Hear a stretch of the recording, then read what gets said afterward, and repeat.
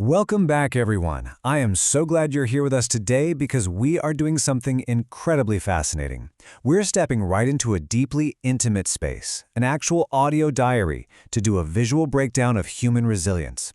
We talk about psychology in abstract terms all the time, but today we are looking at the real-time processing of a massive life shock. We're going to unpack the actual mechanics of how a person navigates trauma, from the daily routines that keep them grounded to the foundational beliefs that keep them from completely falling apart. It is a brilliantly raw, inside-out look at the human mind at work. Okay, let's dive right into this because this thought right here is the emotional anchor for our entire explainer. How do you unburden your nervous system and survive a 30-year deception? Just take a second and imagine waking up and realizing that the reality you've known for almost your entire adult life wasn't what it seemed. The stakes here are absolutely massive, and the mental friction is staggering. We aren't just talking about a bad day at the office. We are talking about a total disruption of personal history. And yet what we're going to see in this deep dive isn't a story of collapse, not at all. It's a story of meticulous, deliberate self-preservation. Let's look at exactly how the speaker manages to keep moving forward. Section 1. Psychological self-therapy. Let's explore these everyday coping mechanisms.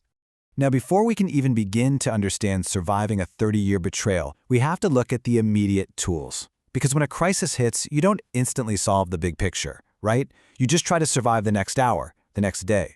The speaker starts by revealing a very specific daily routine they rely on to manage their overwhelming mental state. For most of us, our default mode is just keeping our thoughts locked tightly inside our heads. But as the source material notes, constantly overthinking internally leads to deep mental fatigue. Your brain just gets exhausted. But the speaker's solution? Verbalization, speaking those thoughts out loud. The speaker notes that verbalizing acts as a kind of release valve. It literally unburdens the nervous system. When you hear your own thoughts spoken back to you, the information is processed entirely differently than when it's just spinning around in a loop in your mind. It creates distance. It creates clarity. It really is a form of psychological self-therapy that helps completely decompress the thinking apparatus. Moving on to Section 2. The anatomy of a true habit. Making those routines actually stick.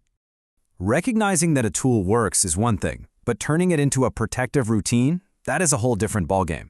Let's walk through the characteristics of a true habit because, honestly, this is incredibly practical advice for any of us. Whether it's skincare, sports, or, in this case, psychological reflection, the speaker argues that the best indicator of a true habit is that it shouldn't feel like a constant uphill battle. Sure, there might be some friction or effort required in the very first few attempts, but very quickly, if it's genuinely yours, like if it naturally fits your psychology, it should require minimal effort to maintain. It just becomes automatic. If you find yourself constantly forgetting to do it, or if it feels incredibly difficult every single time you try, the speaker's advice is really simple. It's not yours. Go find a different tool. Find something that actually fits you.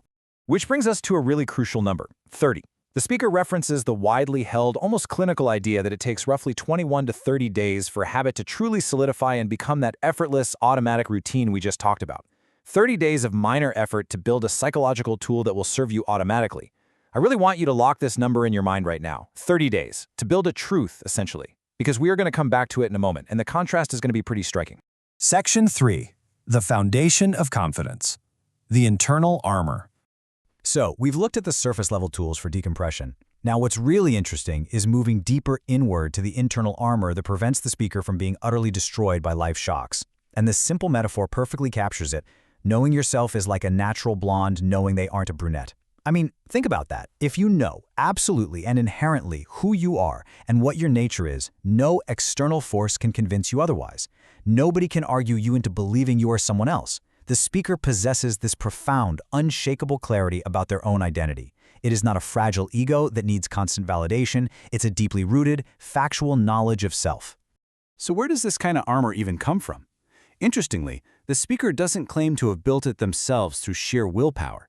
Instead, they attribute this pure, unshakable confidence largely to their upbringing. It was a foundational gift given to them by their parents, their family, and the environment they grew up in from a very young age. Because they were raised in an environment that instilled absolute certainty in their worth and identity, they now carry a permanent psychological shield. Life can throw terrible things at them, but it cannot make them doubt their fundamental value. That foundation is set in stone. But here is the absolute critical question we have to ask. What happens when that impenetrable shield gets hit by something it never saw coming? What happens to a deeply confident person when the external world around them completely fractures? Because let's be real, even the strongest psychological foundation will tremor when subjected to a massive, life-altering earthquake. Section 4. The 30-year deception. Processing the shock. We now understand the speaker's tools and their core strength, but the immediate, visceral aftermath of discovering this deception is just heartbreakingly honest. They describe it by saying, "It's like I got soiled in something." It's not just anger, it's this profound feeling of being tainted by someone else's lies. It lowers them. And then they admit to a feeling they rarely ever experience. Given that strong foundation we just talked about, they feel a little bit sorry for themselves. Just a little bit. It's such a profound admission. It really shows us that even the most confident, well-adjusted people are vulnerable to the physical and emotional shockwaves of a negative stress event. The body and the mind simply have to react. And here is that number again, 30. But this time, it's not 30 days to build a healthy habit. It is 30 years. 30 years of living a deception. Think about the devastating contrast here. The speaker noted earlier that it takes about a month for the brain to accept a new routine. Now their brain is being forced to confront a false reality that was reinforced every single day for nearly 3 decades. The sheer scale of the mental rewiring required here is almost unfathomable. So, the crucial point is, how does the mind actually process a timeline that long? Well, there are a few agonizing mental steps to this. First, you just have to acknowledge the hard fact. Your body and mind physically have to get used to simply knowing it. But then comes the real heavy lifting, recorrelating past memories.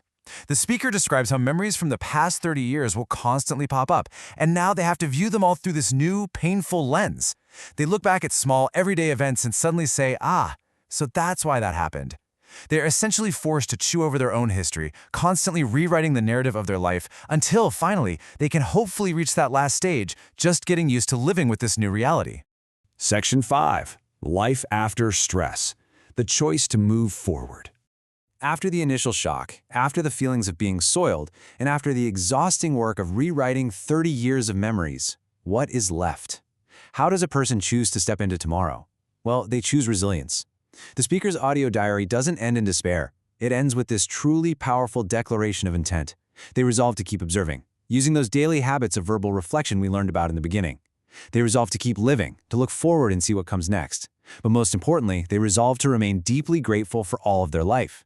That foundational armor provided by their family, that core sense of self, it holds up. The deception may have completely tainted their past, but they refuse to let it destroy their gratitude for simply being alive.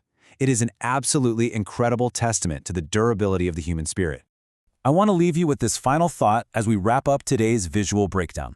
We have seen how a strong foundation and deliberate daily routines can save a person from a truly devastating truth. So I ask you, when the truth shatters your past, how will your daily habits rebuild your future?